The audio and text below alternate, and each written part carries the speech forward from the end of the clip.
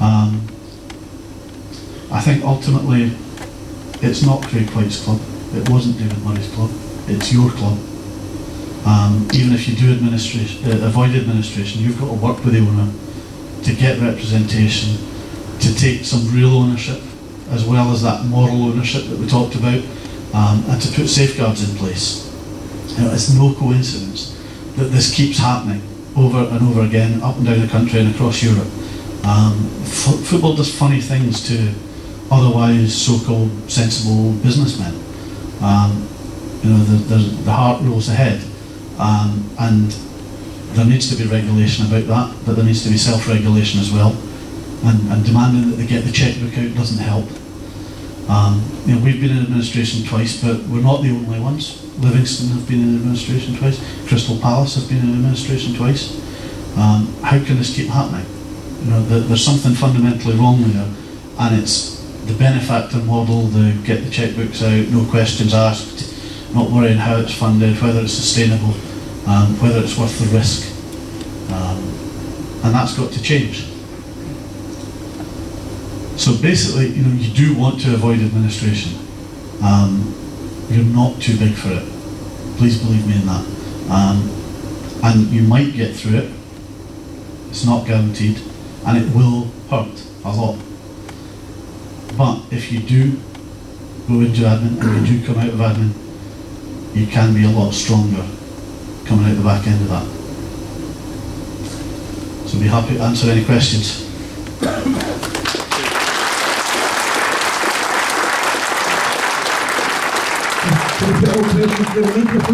Anybody's want to ask a question? Simon's got the roving mic, so if there's people could, if you could identify yourself and where you're from, ask a question of Fraser, he'll certainly answer you to the best of his ability. I'm looking at a sea of faces that are all a wee bit shy, but I'm sure there'll be some that'll be writing them down the back of a fag packet. Frank Wilson.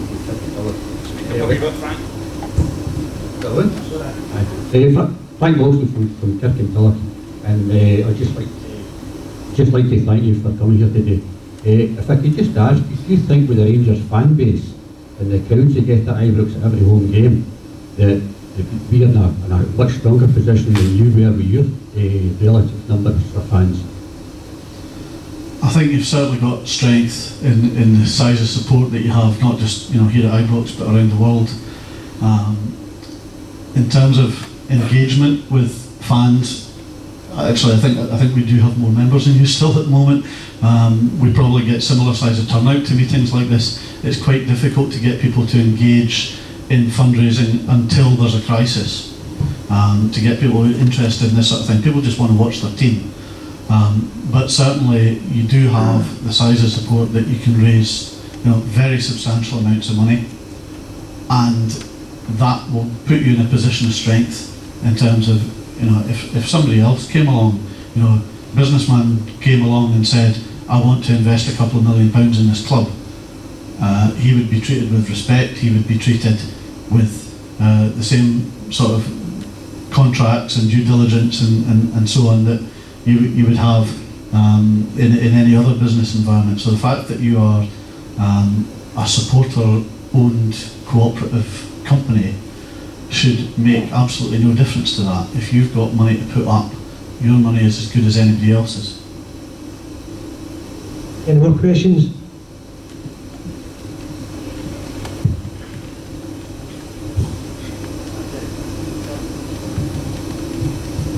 Hello, Derek Pickering here. I was just wondering, when you were talking about the CVA and the vote with HMRC, how does that actually work? Is it according to the amount of debt that they have, the amount of votes, or is it X amount of creditors against MRC? Is it 5 to 1? How does that actually work?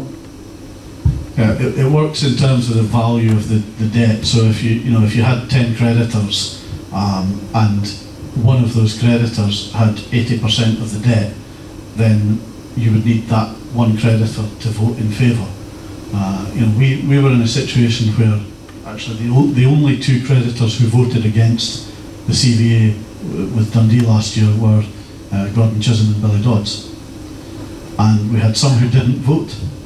but you know, we had 8. Sorry, I'm talking about outside HMRC, of course. There, you know, and it was very, very tight. We didn't know on, you know, an hour before the meeting how the vote was going to go. So you need to understand what the levels of debt are, who has those, you know, whether there are soft loans that will allow HMRC to be outvoted, you know, to sort of manoeuvre them into a less than 75% position. But there's also campaigning as well, and that's the administrator, but you can do that as well. And you can be talking to creditors and saying to them, you know, what is it that we can do to get you to vote with this proposal? You know, what can we then do afterwards? There's obviously the football creditors rule.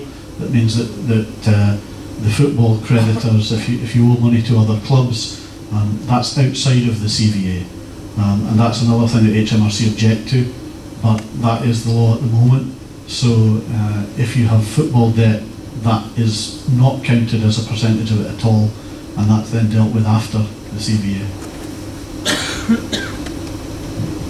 Do we have any more questions? Robert, if you can give Robert the microphone. My name's Robert Marshall. I think the presentation you've done today has been excellent, but I think there's a slight difference because for a kick-off we've not been found guilty of anything yet. The other thing is that Craig White, who I've never met, seems to be a very shrewd operator. He also seems to have most of the debt against our RFC holdings. Now, maybe I'm reading this wrong, but he seems to be the guy that's going to take the vote. If I'm bringing an administrator or receiver into my company, and I've got one that's a friend of mine, I don't think we've really got a problem. I think the problem is how do we get rid of the debt we've got. I don't think there's going to be maybe I'm an only voice here, Mark, but I honestly don't think the tax will win the case. I honestly don't. How can you retrospectively change the law and then fine you for not doing what you were supposed to do when you're not supposed to do it in the first place? I think the Dundee situation, with all respect, was totally different from what the Rangers are. I think every situation's got to be looked at on its merits, and I hope you're right, because no club wants to go through this.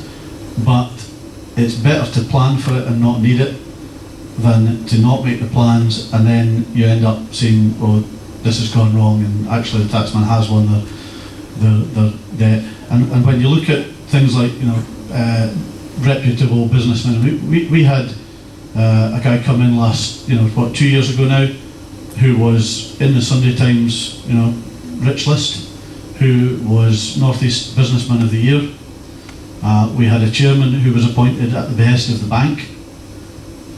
You know, you couldn't be asking for more in terms of credentials than that. I don't know if you ever saw the Panorama programme about Notts County, and their supporters trust owned the club and sold it to an investor who turned out to be effectively a fake sheikh, who fooled the FA, who fooled members of Parliament, and you know, with all that due diligence, they still ended up with basically a confidence trickster in charge of the club. So I would say don't take anything at face value. Of course, we hope that club owners are all legitimate businessmen and they're all going to do things by the book and so on, but don't take it for granted. And if it turns out that the majority of the debt is to the taxman and they win the case, then you know that's where you're in trouble. So you know, by all means, let's hope that that's not going to happen. But I would say do whatever you can to plan for that eventuality. Otherwise, you know, and it's not. It may be wasted effort, but you know, it's contingency planning. I think that's what you need in all businesses. As I was saying, I think Craig White's clever enough, and I think was it put back to March now, the case? I think they're keeping it very, very close to themselves in terms of the tax tribunal. Thanks, Ian. While we're waiting for Simon to scan the audience, I was just going to ask you, you've mentioned both the football authorities and the HMRC, and we hear a lot in Scotland about, you know, the football family. Did you actually find when you were in difficulties that the football authorities were acting in a manner that you thought was fair and helpful to maintain Dundee, not just to give you a punishment for not playing by the financial rules? Did you actually find that there was much help out there, or was that just a fairy story?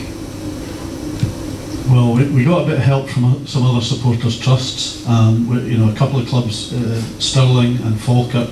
Stirling were fan-owned, and Falkirk were run by people that come out of the Back the Bairns campaign, so they kind of knew where we were coming from and helped us.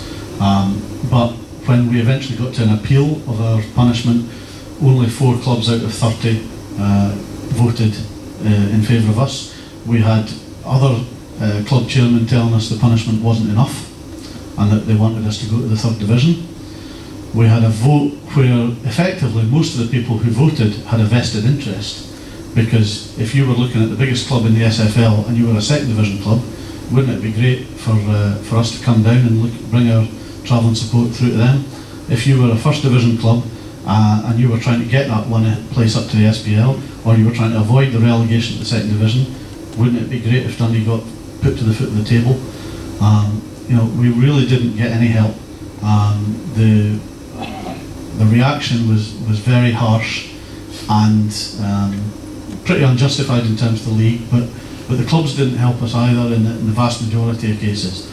And we're now in a situation where we've got to rebuild those bridges, and that's partly why, as a community club, we're trying to do a lot of good work and work with other clubs and and not hold grudges. But the football family, I think the fans help each other, but the clubs and the league is very cutthroat, and the clubs I can understand looking after their own interests, but the league is supposed to protect and nurture their clubs and look after the game in general, and I really don't know how they thought they were doing that. Just looking at the time, I see Willie, if you could make this the last question for this session. It's William Barr. Thanks very much for your presentation today, it was very informative. What I would like to ask you, see, you managed to bring all the supporters groups under the one umbrella. Are you still holding quite strong with that? Have you seen signs of schism or arguments amongst each other? Because the question why I'm asking this is, although we're all united for 90 minutes on Saturday afternoon and now as the players, I think we hold up the true reality of being a Protestant team. There's so much schism in the club and the supporters. And have you managed to hold that together? And can we learn lessons from that? It's a very good question. I think all the time that I've been involved with the supporters organisations at Dundee, and I mean that's going back to probably 2000 that I got involved with the umbrella group, the Dundee Supporters Association. I've learned that you cannot please all the people all the time.